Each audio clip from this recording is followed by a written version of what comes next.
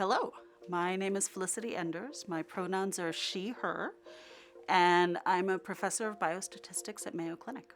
A biostatistician is someone who does the numbers behind medical research. And so figuring out what looks like it's different than just chance, but more suggesting that a particular hypothesis might be really true in the world. And I did not intend to go into this field. I intended to become an epidemiologist.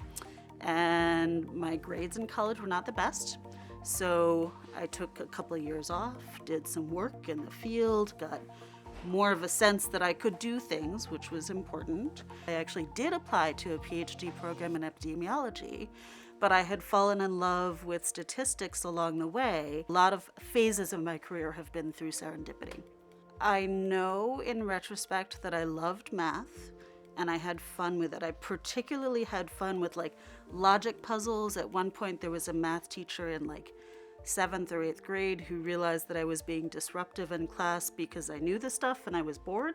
So she gave me a book of logic puzzles and I sat in the back and did logic puzzles, and that was great fun, right? Just fantastic.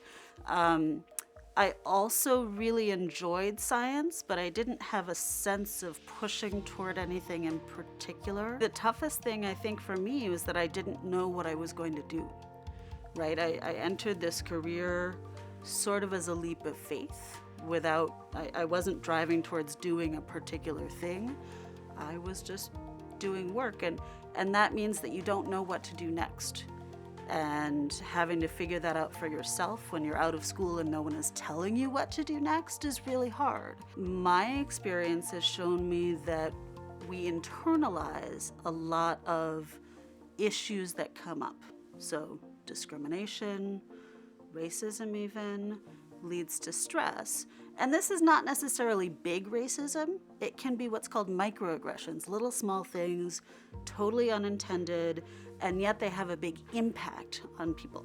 There is research on Black women having what's called the superwoman schema, that you really have to be excellent in all areas and always keep control of your emotions, even if you are having feelings, because people have less interest in letting you have that expression, right? And this is because of what's called unconscious bias. It's not that people are deliberately saying, no, you can't act that way. It's that people don't expect that and are less likely to tolerate it without intending to. I would say that my lived experience is I have that superwoman schema. I was talking to a friend last week about this, that it's hard, and yet there is also this drive to continue persevering because I didn't have representation above me when I was coming up that looked like me.